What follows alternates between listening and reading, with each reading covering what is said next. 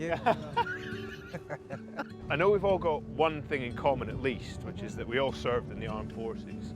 What was it like leaving the armed forces for you all? I didn't have any real initial problems with my transition, but it sort of hit me later on. I got to a really dark place where I was actually in hospital, quite seriously ill. And I kind of like, I don't know, in the back of my head I just had this Op Courage name, and I just Googled it on my phone and made the phone call.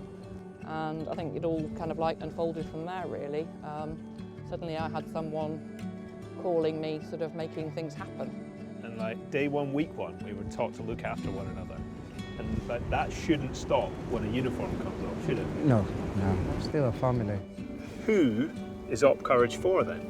Anyone who served, doesn't matter what their role was, their branch was, their rank was, it's there for everybody who needs that bit of support. I felt it was all about me. You know, it was an individual thing.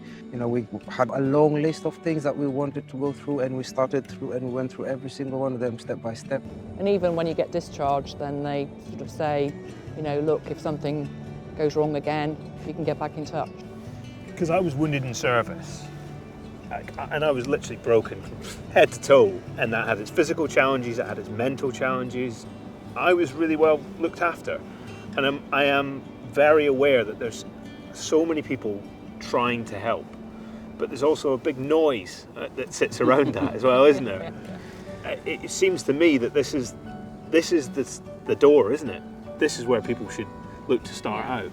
Go to Op Courage, and Op Courage will reach out to all the other organizations and charities, so they do all the groundwork for you. That one phone call will change everything, you know. At Op Courage, you can speak to people who get it. Please contact us today. We're in it together. Visit nhs.uk/Op Courage.